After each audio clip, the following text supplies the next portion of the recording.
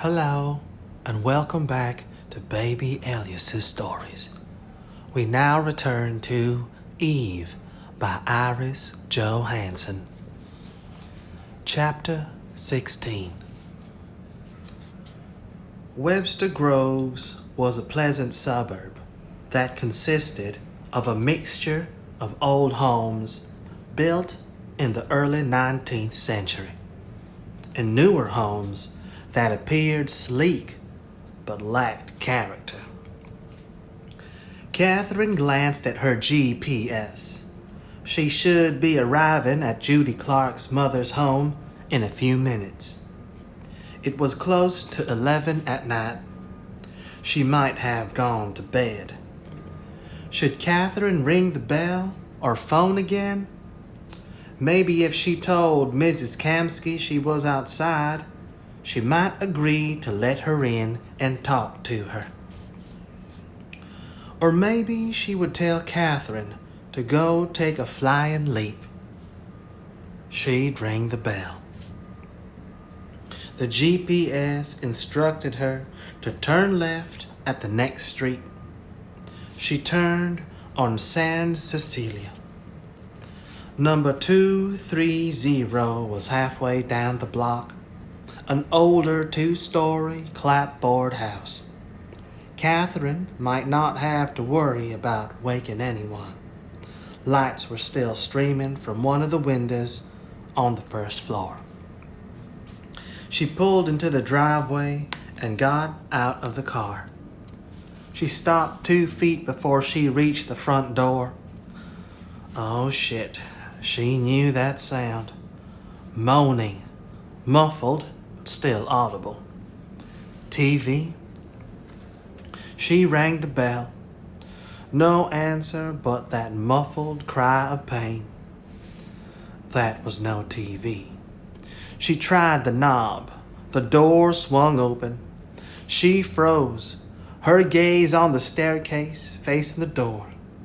A gray-haired woman in pink, flowered robe was lying on her back, wrists and ankles spread wide and tied to the pickets on either side of that staircase. Her mouth was gagged, her eyes wide open. Blood everywhere. Her throat had been cut. Dead. Catherine drove to the side, reaching for her gun. She hit the wall switch and plunged the foyer into darkness before rolling to one side. She listened. Nothing. No, the moaning again, coming from the dining room across the foyer. She waited. A trap? But a trap for whom? She waited a minute more. No sound but the moaning. She crawled across the foyer, past the obscenely spread body on the stairs. A woman was lying on the cherry dining room table. Her gaze wandered quickly around the room. 2 chairs turned over, nowhere to hide. She crawled to the right side of the door and took a chance. She flipped on the dining room light. Judy Clark. Blue robe she had worn when she had first met her. One fuzzy blue slipper still on her foot, the other lying on the floor beside the table. She had probably lost it while struggling with the monster who had thrown her on the table and pinned her there with a huge butcher knife through her stomach. Catherine drew a deep breath and slowly stood up. "It's okay, Judy," she whispered. "I'll get you help. Is whoever did this still in the house?" Judy was also gagged, but she shook her head. Then the cords of her throat strained as she tried to talk. "Wait." Catherine quickly called 911 and gave them the address and the situation. She cut the question short and hung up. "Judy, I can't move you or take out the knife. We'll have to wait for the EMTs." She just hoped the ambulance came in time.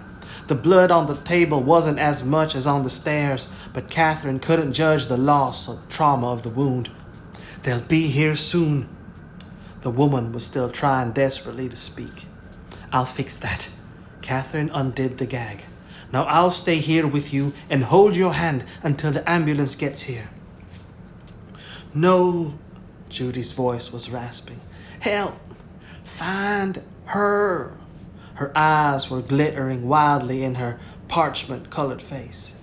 Took! Don't let him! Shh! Catherine squeezed her hand. You said he was gone. But he took her. Who? Kara. Oh, dear God. Of course, the little girl. Judy's little girl. I'll be right back. She released her hand.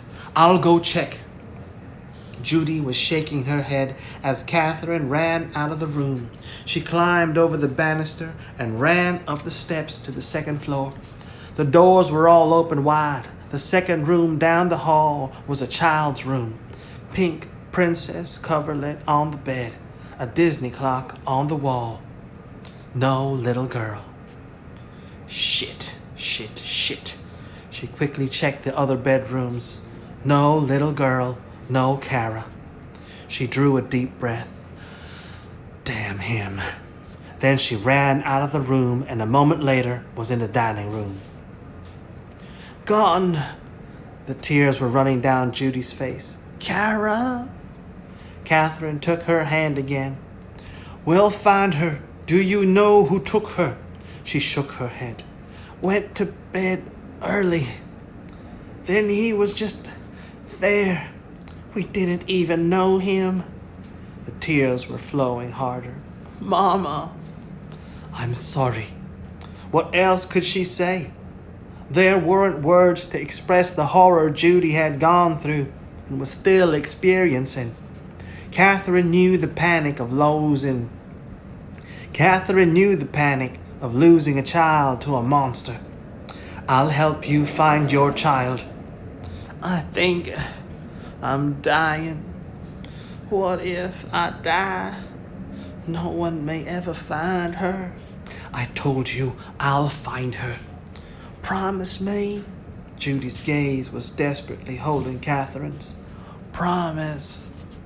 I promise. She only hoped she could find the child alive. But she'll need you after she comes home. You've got to be quiet and do everything you can to get well.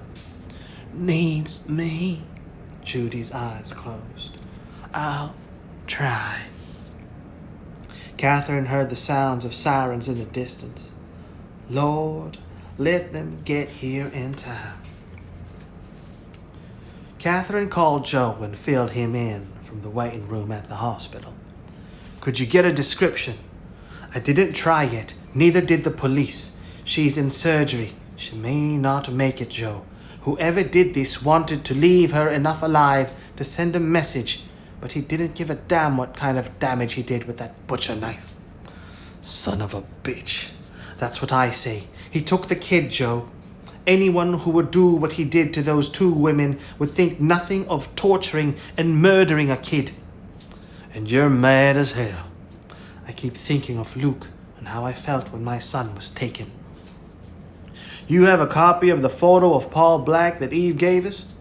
Can you show it to her as soon as possible? I'll have to find a way to get in to see her. The only reason the police didn't take me in for questioning was that I'm CIA. They may still do it if they get enough heat. The murder of Judy Clark's mom was ugly and senseless, and that scares people. Let me know. Any leads on Eve? Not yet. He hung up. Catherine sat back down and sipped her coffee. Joe had been curt and on the edge, and who could blame him? The violence was escalating by the minute, and it all seemed to be heading toward Eve. What if it wasn't Paul Black who had committed these atrocities? It could be someone else that Queen had hired. And what would she do if she found out from Judy that it was Black? The taking of Kara Clark opened a whole new avenue of threat. Why was the child taken and not murdered? Why had Judy been left alive to tell them? The kidnapping would be a weapon that might be impossible to overcome. She knew the helplessness and fear that could cripple you when you thought that your action could result in the killing of the helpless. And that action had not been aimed at Judy Clark. She was almost certain that Eve was the target. Eve would do anything that she had to do to save a child. And so would Catherine. Give her the chance and she'd cut the bastard's throat. She felt a surge of sheer savagery at the thought. Keep cool. She would sit and drink her coffee and wait for news on Judy Clark, if she lived. Then Catherine would show her Black's photo and get an ID, and plan what she would do to the son of a bitch who could penetrate. And plan what she would do to the son of a bitch who could perpetrate a hideous act like this. Wake up. Eve opened her eyes to see Gallo's face above her. He smelled of soap, and his hair was wet as if he just stepped out of a shower. He smiled. I just called room service for breakfast. I thought you'd want a shower and brush your teeth before they get here. I do. She glanced at her watch. 7:30. She wasn't surprised she'd slept so late. She had talked about Bonnie far into the night. And even after the words had ceased to flow, she hadn't been able to sleep. She had lain beside Gallo in the darkness, answering an occasional question, suddenly remembering something she had forgotten to tell him. It had been a strange and supremely intimate night. By releasing all those memories of Bonnie, she had created a cocoon of togetherness for which she had not bargained. She had always clung to those memories, shutting everyone else out. Now they no longer belonged only to her. She sat up and swung her feet to the floor. Maybe I wasn't followed. It could be your trap is a dud, John. I admit that I expected the situation to move a little faster. He met her gaze, but I'm glad it didn't. Thank you, Eve. She pulled her gaze away. That overpowering intimacy again. The feeling of being part of him. It doesn't mean anything more than that I felt you shouldn't be cheated of something I treasure. She moistened her lips. I have a tendency to be selfish about Bonnie. While she was alive, she was everything to me. After she was gone, I still couldn't let her go. That's pretty clear. You've been searching for her killer since the day she was taken. No, I mean I couldn't talk about her. Not even about the good times. I held the memories close, as if I was afraid of losing those too. She looked away from him. I guess it was time I stopped being afraid and realized that sharing only makes them richer. So maybe I have something to thank you for, too, John. You've not talked to Quinn about Bonnie? Of course. How could she explain? But he didn't know her, couldn't love her. He only knew her as a cause of sorrow and danger to me. And I couldn't tell him all the things that might have brought him closer to her. She smiled as she got to her feet and headed for the bathroom. But maybe I can now. He chuckled. So a night in bed with me is going to bring you closer to Quinn? Yes. His smile faded. I hope it does, if that's what you want. I want you to have everything you want, Eve. But you have to know that there's no going back after last night. He held up his hand as she opened her lips. Don't say it. I'd like to think that I could replace Quinn, but I wouldn't even try. You have someone who can give you stability, and that's something I know nothing about. I'd never take that away from you. He grimaced. But he can't take away the closeness we have together either. And neither can we, Eve. We're joined in a way that's remarkable. You know it, and so do I. He turned away. I don't know what it means or how we're going to resolve this situation, but it had to be said. And she would probably not have faced the finality of that realization at this time, she thought as she closed the bathroom door behind her. She was having enough difficulty sorting out her emotions where Gallo was concerned. Passion? No. Both of them were keeping the passion that had been the core of their former relationship at bay. It was memory and Bonnie that had formed the new bond. And great heavens, what a strong bond it was proven to be. Your phone has been ringing, John said as she came out of the bathroom 30 minutes later. 4 times. Someone is very persistent. She moved over to the nightstand where she had left her phone on vibrate. She frowned as she looked at the ID. Quinn? No. Joe had called her only one time yesterday, and when she hadn't answered, he had not called again. It's Catherine Ling. I caught sight of her for a moment at the compound, and I read her dossier. She's, unusual. Unique, Eve said absently. She hadn't attended to answer Catherine either. It had been possible Catherine might feel obligated to act for Joe. The cell began to ring again. She's not taking no for an answer, and Catherine would not be so urgent unless there was good reason. Eve answered. Hello, Catherine. It's about time, Catherine said. I told you that I was on your side no matter if I thought you were being led down the garden path. Why are you calling? Because I thought you needed to be warned that some heavy stuff was coming your way. She paused. Are you with Gallo? Yes. Has he been with you since before 9 last evening? Yes. Then it couldn't have been him. Put your phone on speaker. He should probably hear this. Eve flipped the speaker button. Go ahead. I'm at St. Louis County Hospital.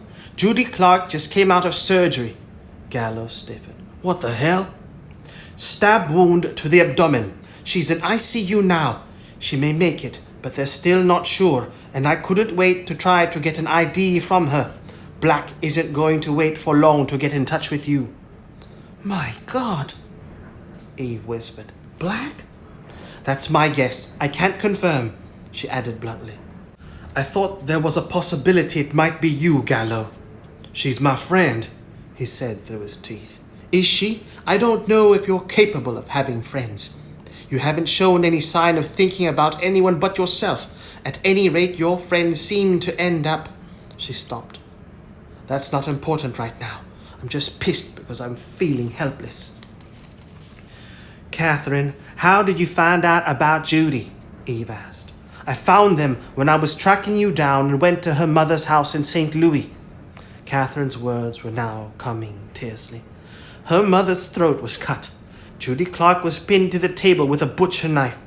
I think he left her alive on purpose. He wanted her to send a message. He took her little girl. Cara? John said. Cara Clark, 6 years old. I told the police and they searched the neighborhood.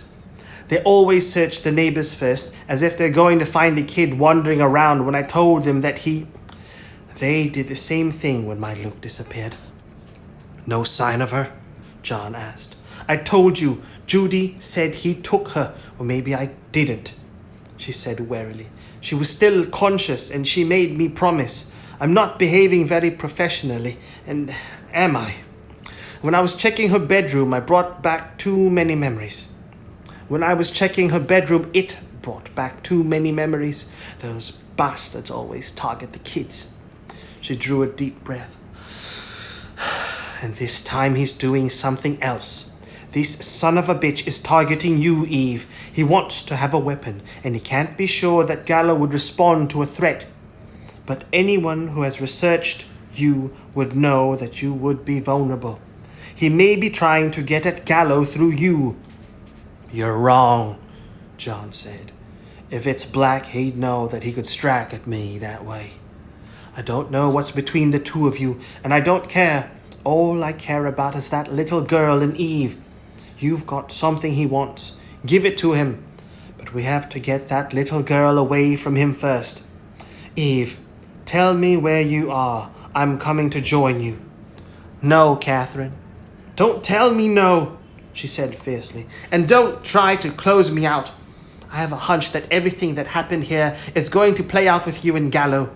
Judy Clark made me promise to find her little girl, and I'm going to do it. I just hope I find her alive.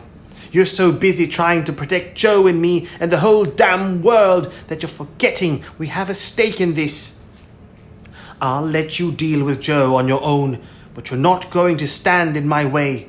Tell me where you are. Joe said you flew to Milwaukee. Are you still there?" She should hang up and try to keep Catherine out of it, Eve thought. But Catherine was already deeply involved because Eve had made that attempt. Now that a child was at risk, there would be no way to keep her on the sidelines. And Eve wasn't sure she had the right to do it. Everyone should do everything they could to bring that child home. "I'm in Milwaukee, Marriott, room 1505. "But we may not stay here," John said. "Then let me know as soon as you leave." Catherine hung up. "She's a tiger," John said. "More than you know." Eve shoved her phone in her pocket, and there wasn't a chance in hell of keeping her out of it now. She was stunned, the full impact of Catherine's words hitting home. It takes a lot to shock her or blow her cool. The attack on Judy and her mother must have been hideous. John didn't answer. Eve glanced at him and stiffened with shock. His expression had changed, hardened. His eyes were glittering and wild in his taut face. But it wasn't only his expression, but the aura of sheer rage that surrounded him. She had never seen anything like it in her life. She took an involuntary step back. "John?" He whirled away from her. "Don't talk to me." His voice was hoarse, almost guttural. "Give me a minute." She watched him walk to the window and stand with his back to her. The line of his spine was almost painfully stiff, as if he was striving not to let loose that rage. Berserk. She remembered Hank's words, describing John Gallo when he lost control. This had to be what he had meant. The rage was being contained, but just the intensity of the emotion and the violence hovering on the brink were frightening. She could imagine how terrifying he would be if he did lose control. He didn't speak for a few minutes. "I'm sorry." His back was still turned to her, and his words were halting. "I didn't want you to see me like this. I told you that I wasn't always stable. I get angry." An understatement. "I can see that you do. Judy has been with me for 3 years. I like her. I didn't think that she'd be hurt if I gave her a job. I should have been more careful." "How could you know that Black would target her? You said that you had been chasing Black for years. There was no way you could know that he would appear in your life with no warning. Queen had to be the one who triggered all of this. Stop kicking yourself and put the blame where it belongs." "Oh, I'm willing to share the blame." He turned around to face her. His face was still pale, but the wildness was only a shadow, not a living presence. "It's time I put an end to Queen. He's not going to be of use to me any longer. He's brought me Paul Black and all the ugliness that means. He had to have given the info about Judy's mother to Black. I'm going to pull Queen into the circle. I'm going to have to pull Queen into the circle." Total ruthlessness and ferocity. "Ugly." He was reading her expression. Yes, I am. I tried to tell you. I've worked through some of it, but I'll never get rid of all the hate. I'm twisted, Eve. She smiled sadly. So am I, she added. And I'll have no problem with your hating Black or anyone protecting him. Not if Paul Black killed Bonnie. Now stop all these melodramatics and tell me where we're moving. And tell me why we're moving. A slight smile touched his lips, and suddenly the last trace of menace vanished. Trust you to deflate me. I told you that I wasn't afraid of you, John, though I can see why you might intimidate. It's a civilized world, and you apparently forget that occasionally. I'll try to remember around you. His smile disappeared. It's no use our staying here and trying to trap Black. He's not going to spring it. He's going to set a trap of his own. With Judy's daughter, Kara, Eve nodded, and that bloody carnage in St. Louis was to prove he was serious. She felt sick as she thought of the monstrous brutality that Black had committed just to prove there were no limits to what he would do. That little girl. He'll contact you. Without a shadow of a doubt. He turned and picked up his duffel and put it on the bed. Get your things together. We're not going to wait around for Black to move on us. We're out of here. Then we'll work on turning the situation around. Right. Eve had already unzipped her carry-all. Can we get out of here without being seen? You said I was followed. He nodded curtly. Service elevator. End of the hall. It leads to the kitchen, and we can go out the employee's entrance. He had thought of every contingency, Eve thought, but he hadn't thought of Black ignoring the obvious trap and going his own way. The realization sent a chill through her. We'll get him, Eve. John was reading her expression. He's smart, but he's not invulnerable. Yet, he had killed her little girl years ago, and had since killed and killed again, and no one had been able to stop him. He seems to be, she broke off and picked up her case. Of course he's not invulnerable. She headed for the door. Let's go. I'll have to call Catherine soon and tell her that we've left the hotel. I suppose you do know where we're going? Yes. He opened the door for her. We're going back to my childhood, Eve. Son of a bitch. Queen's hand tightened on the phone. Do you have to cause such a stir, Black? Taking that kid was a bad move. People get upset about children. Do what you like on your own, but this is my job you're doing. Then find a way to take the heat off me, Black said mockingly. Why are you so upset? You've done it before. Plant some evidence. Find a convenient witness to give a false description.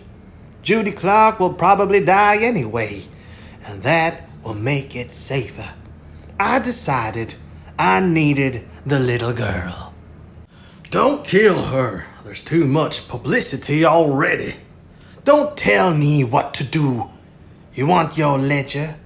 I'm going to get it for you, he added softly.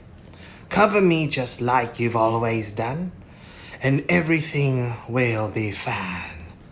He hung up. Queen cursed beneath his breath. Cover the homicidal son of a bitch? How was he supposed to do that when Black was becoming more reckless all the time? He'd planned for this to be Black's final job for him, but the bastard was going to ruin him if he couldn't find a way to control him. And if he killed the kid, Queen hoped to hell he hid her body so that no one would ever find it. Whining asshole. Black pocketed his phone and turned to the little girl sitting on the chair across the room. She had tousled sandy blonde hair. And was wearing a pink Cinderella nightshirt. Her feet were bare and dangling a few inches from the floor. She was one of the quiet ones, her big brown eyes wide and frightened as a doe before the final shot of the hunter. They were all different. That was what made the child kills such an exquisite pleasure. Did you hear me tell him that your mother was going to die?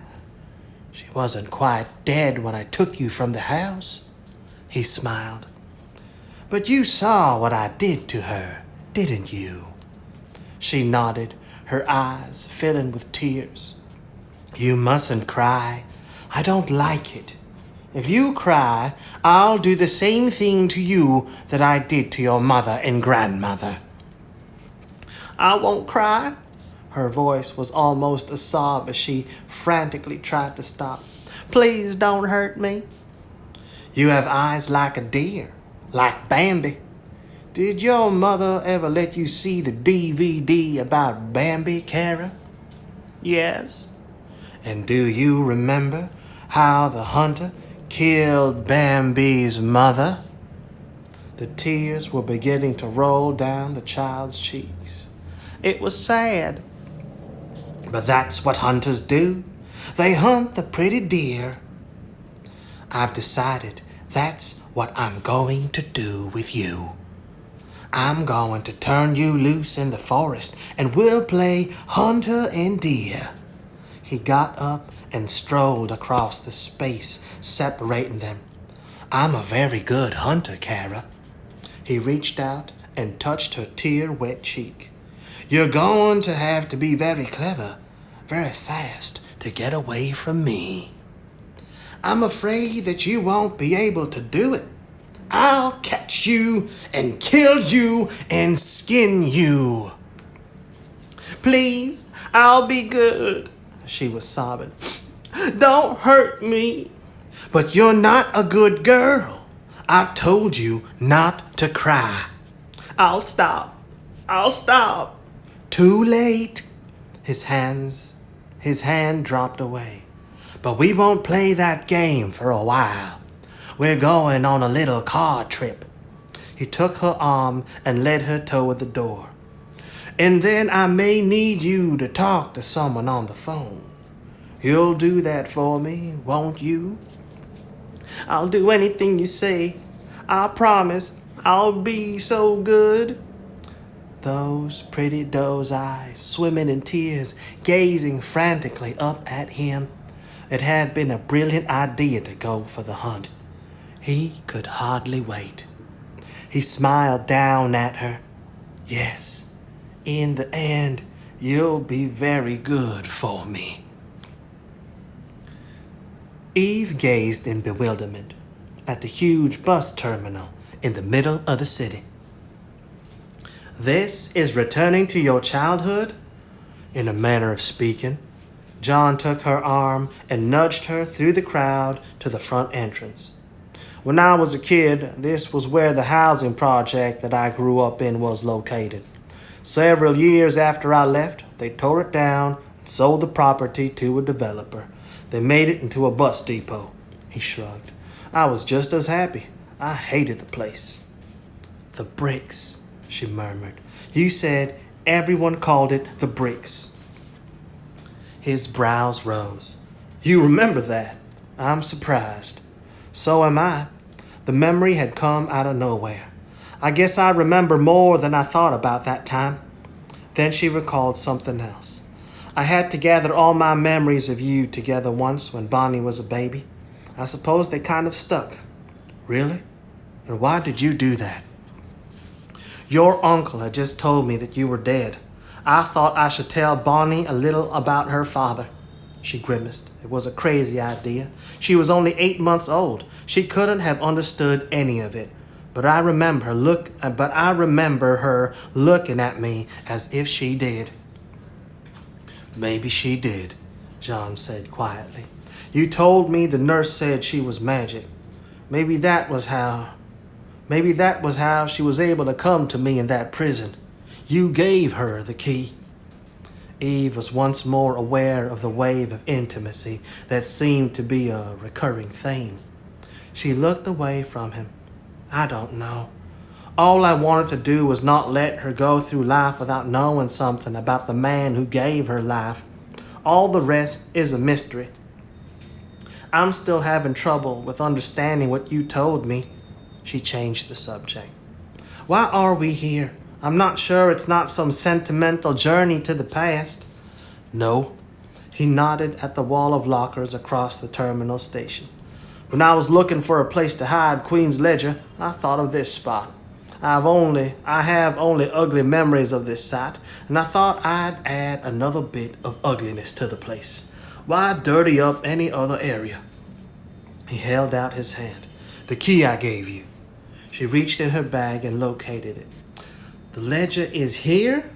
He took the key and his pace quickened. Yes, locker 57. Come on, let's retrieve it and get the hell out of here. She watched him unlock the locker. It still bothers you even though the place was torn down years ago? There's nothing more vivid than childhood memories. He pulled out a leather briefcase, checked inside, and slammed the door of the locker. Yeah, it bothers me. That had been a stupid question. A father who had put his cigarette out on his son's back? That was not a memory that would vanish with time. But you had your Uncle Ted. He nodded.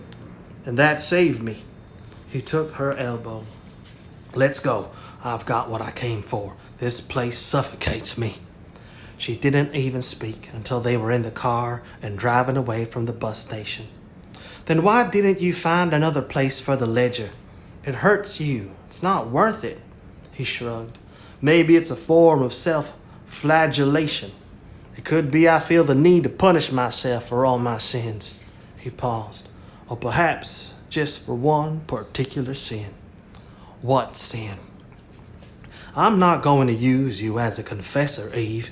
He nodded at the briefcase he'd put on the floor of the passenger seat. Take a look at the ledger. I want you to be able to identify it if it becomes necessary. She undid the briefcase and pulled out a thin, cloth-wrapped brown leather volume. The pages were stiff, brittle, the entries clear, but in a script that must have been Korean. I wouldn't be able to identify any of these entries. There's a mark in green ink at the bottom of the 6th page. The color is very close to the blue of the other entries. You probably wouldn't know it. You probably wouldn't know it was there if you weren't aware of the difference. I see it. She looked at him. You believe that there's a possibility the ledgers could be switched? It's possible if I'm not around. I want you to be able to identify it. Why wouldn't you? Then she understood. You think you might be killed. I have every intention of staying alive. Anything can happen. Now take a photo of the ledger and a few of the pages with your camera phone. She took the photos, then replaced the ledger in the briefcase. Now what? Now we go up to my cabin about 70 miles north of the city. He smiled faintly. It's on the lake, and that place has only happy memories for me. My uncle rented it and took me up there several times when he was on leave. When I managed to start making money after I broke with Queen, I bought the cabin and several hundred acres around it. And why are we going there? I know the area. Queen does not. Neither does Black. That's enough reason. You're going to call Queen and make a deal. He didn't speak for a moment. Yes, I'll call Queen. But he wasn't committing, she realized. She felt a chill as she remembered that rage that had so shocked her. Well, she had been angry with the senseless atrocity too. What measures would she take to save little Kara Clark? She would just have to see how the scenario unfolded.